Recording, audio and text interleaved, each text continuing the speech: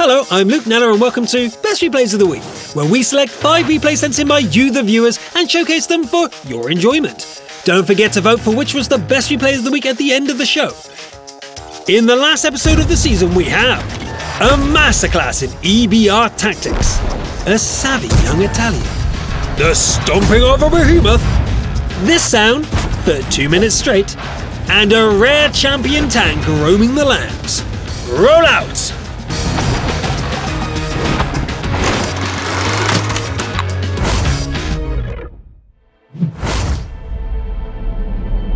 Starting off with Thomas in the Panhard EBR 75 FL10. By now, everyone knows what this tank is capable of in the right hands. Its 2-shot autoloader can deliver a quick 1-2 punch and skedaddle before the enemy realizes what happened. The map is Pilsen, so the choice of flank is clear, the cold fills of the east. Notice the choice of shell, it's high explosive. Thomas hopes to catch an enemy light tank.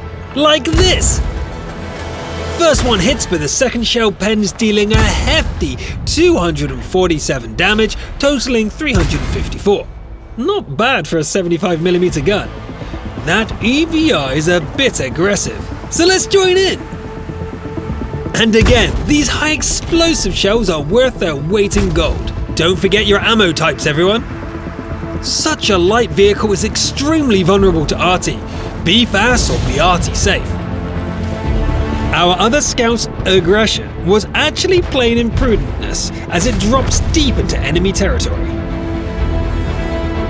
Chance to get revenge, but alas, the first shot goes wide. Ha! The TD backline helps out, preventing the escape. Yay, teamwork! Thomas faces a puzzle here. How to hold the ridge and the zero line. See? A freaking FV almost sneaked by! Another scout would be useful right about now. Turns out that ninja plinking the FV4202 is quite effective. Until a sudden UDS turns up to spoil the party. Stop right there! 20mm of armor is not enough to bounce these shells, and our hero is out fast and you can pronounce Yipalik? Wipalik? Upalik? Thanks, IKEA. A KV4? Nope. A T28? Come on, Thomas. A Borsig? Yes! A perfect high-explosive target. Like a toddler covering their eyes to go invisible, this Borsig mistakenly thinks it can't be seen. Sitrep, the Greens have map control, but the Reds are fighting fiercely in the factory. Time to crack the defense! Thomas picks off the Scorp with APCR, switching to heat for the side of the KV4's turret. The EBR excels at fighting when nothing is looking at. Welcome back, UDS. It falls easily, but the T54 Mod 1 is dug in. Psych! If the trick worked once, it can work again. Shh! There's a Scorp about.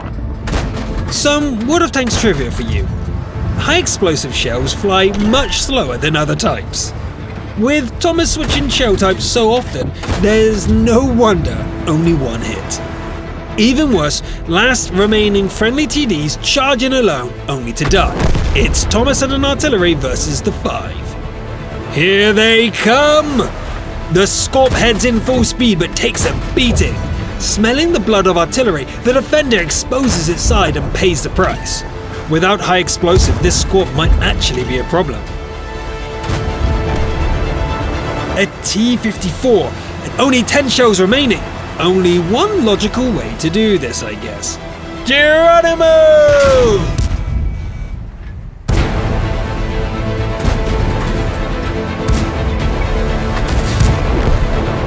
Gosh, what a scrappy fight. Only 3 shells remaining and a cap. Blast! The T-28 has too much HP. Thomas needs a fire or an ammo rack to stand a chance. One last shell and nothing. Wait! That gives me an idea. A stray shell might be enough. This is dangerous work, but desperate times call for desperate measures. Only 30 seconds remain. One last chance? Full speed might be enough to confuse the arty. Wait, no, Thomas, no! You had everything to live for. Thomas played very well throughout the game. 6.8k damage inflicted upon 11 tanks, of which 7 were knocked out, and a valiant 90 defense points. But where 11 non-penetrating shots and 10 misses would normally not be a problem, here it cost the game. I'm sure you're even more gutted than we are, Thomas. But to help take the sting off, we'll award you our Defender of the Week. Moving on to Phoenix 8 on Tundra. They are driving the Tier 7 Italian medium tank, the P-43, the last tank in the tech line that does not feature the unique Italian loading feature. As is the usual on Tundra, the most useful place for a medium is the eastern hill. Taking advantage of the pin-cushion Batchat 12-ton, Phoenix effortlessly climbs the hill. Abusing the height advantage, Phoenix cleverly burns down this exposed Tiger P.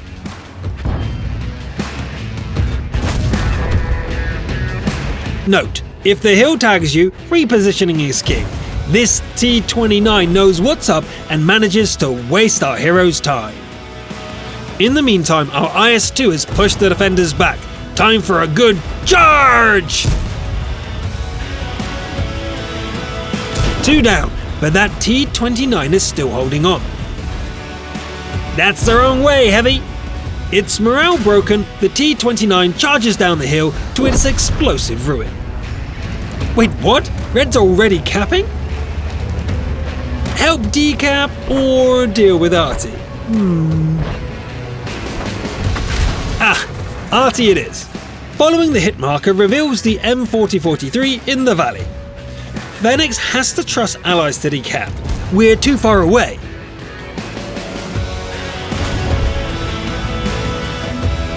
Let's secure the IS. Nice, but a T-43 charges in with reckless abandon and slams into Phoenix. That was interesting. Time to decap. Allies have delayed the cap enough for Phoenix open a new flank. 110 or TD? TD. Nice, but the Batchat dispatches the last 2 allies in quick succession. Easy does it. No, a bounce! There's no time to lose, but the rushed rivals miss each other. The Batchat will be here soon. Yes! At what cost, however, as the 110 brings Phoenix down to a 1-shot. 2 shots is all we need. Yeah! Burn! The autofire kit puts a stop to that. But the tracking shot allows for the reload. This is a standoff. 1 shot, 1 kill. 1v1. Phoenix goes for a cheeky shot through the train. Bounce! Bounce! Get behind that! The 110 doesn't miss, and this game ends in yet another heartbreak. 2 heartbreaks as my first 2 replays. I'm not prepared for this. 1,257 base XP, 4,930 damage, and scored 7 kills. Phoenix 8, you fought fast and well, making great choices all game long. But this time it wasn't for lack of shells. Instead, an out-of-the-box epic kill shot bounced into a lost game. For that attempt, Phoenix, you are our crucial contribution of the week.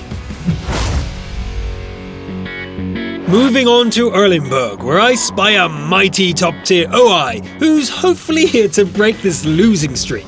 Let's do this, Cram 1970!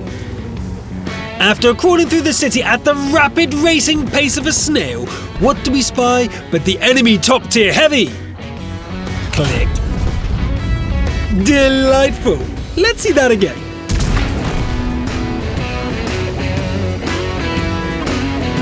Ooh, a Hetzer. 160 meters away requires fully aiming. No problem. And that's kill number 2. Oh, Covenator. I guess that makes 3 shots, 3 kills. A heavily armoured behemoth in cramped city streets is just what the doctor ordered for this episode. And Cram certainly isn't complaining, as an unfortunate Matilda gets in the way of another high explosive shell.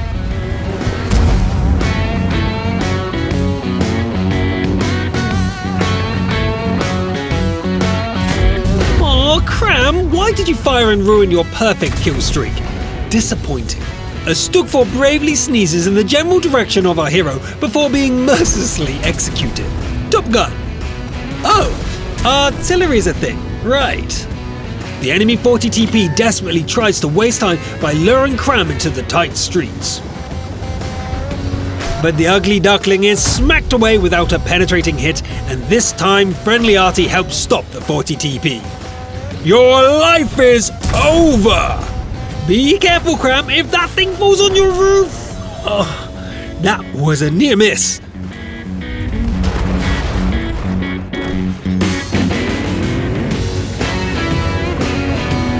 The last enemy bastion appears to be across that bridge. A barrage of AP shells ping off the hull, so the Reds change tactics and switch to high explosive.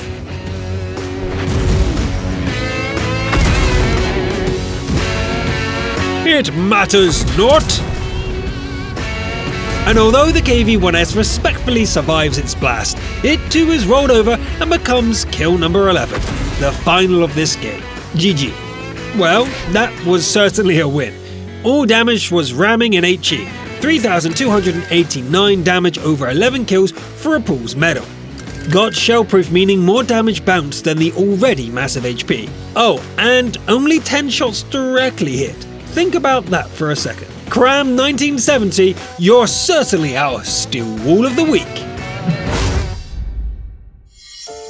For our fourth replay of the show, we move to Province, a dream for any sniper. And it just so happens that we have one of those. It's Nizio 109 in their E25 and top tier. It can't get any more perfect than that.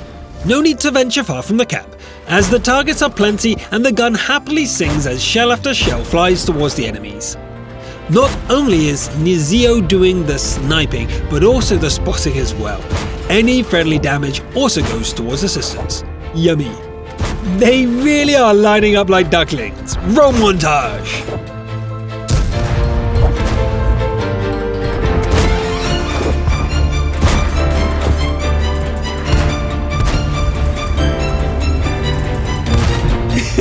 Okay, wait, roll it back. That strategic play was glorious. Nizio noticed that the Oni is looking straight at them, but they're unspotted. A quick check behind reveals a spotted medium tank. So they relocated, waited for the Oni to scare off the unwelcome support before continuing. Glorious. A quick switch to APCR is enough oomph to finish this beast frontally.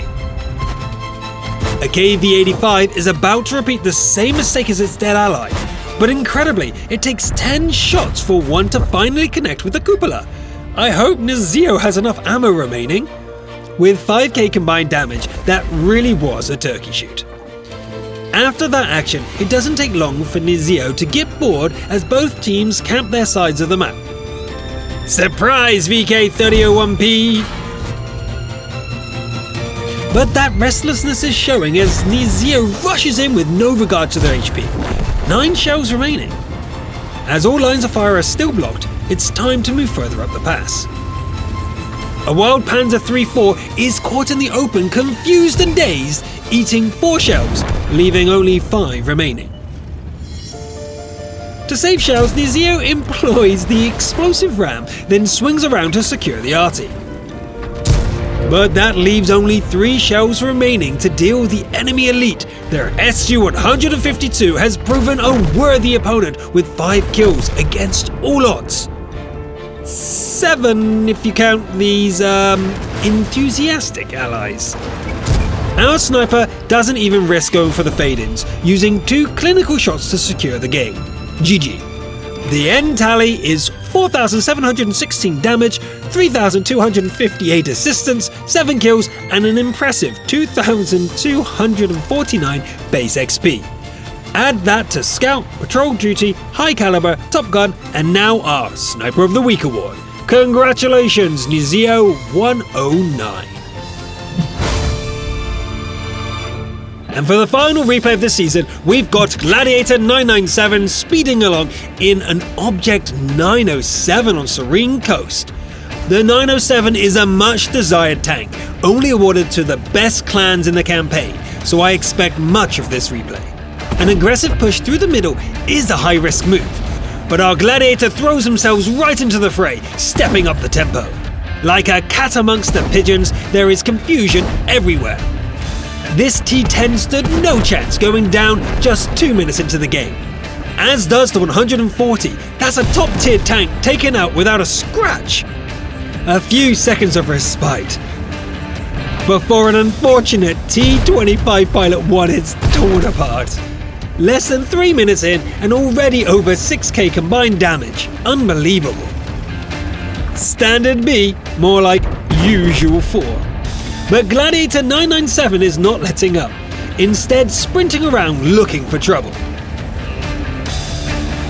A Maulbrecher, more like a damaged pinata. Too easy?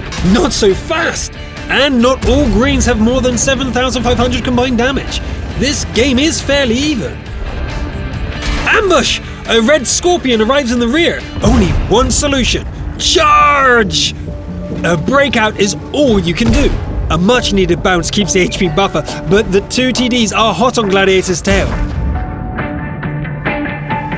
Luckily, the Scorp can't fire on the move very well, but we can.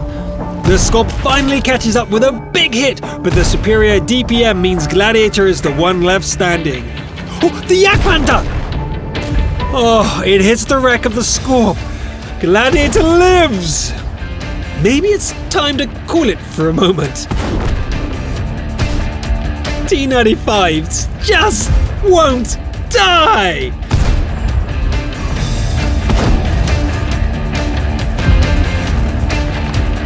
With the help of some arty, it blows up, leaving a mere 4 shells remaining, 2 of which are HE. Joyous. Got to think of something to do with them.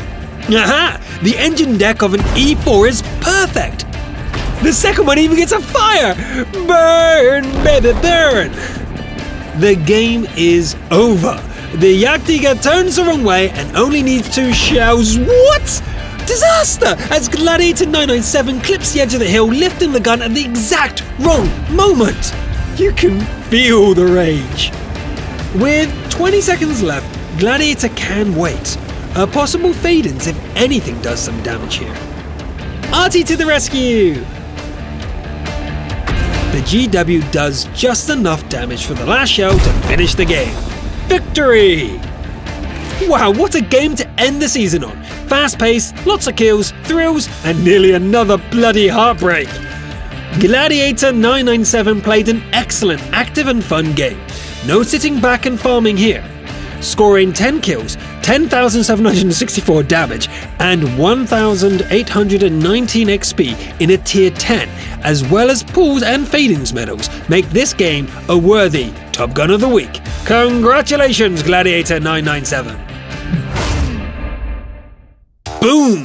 Wow, that was only 5 replays? My emotions are a little all over the shop. I don't know what to think, but it's time for you to tell me what you think. Answer me this. Which replay floated your boat? Our masterclass ammo break? Or our epic trick break? Maybe the OI stomping ground? No. It must be the world-renowned E25. No? Okay, our aggressive world map champion. Whichever you wish. Press or tap that I in the top corner and let us know. On that topic, episode 88's winner, as voted by you, was Elchingong and their pattern doing constant damage to the heavy steel thrown at them all game long. Well deserved and congratulations! And that's it for the 8th season of Best Replays of the Week. We hoped you enjoyed watching these replays as much as we did showing them. Don't worry, we'll be back with more of your replays soon enough. Until then, I'm Luke Nella, thanks for watching, and I'll see you next time.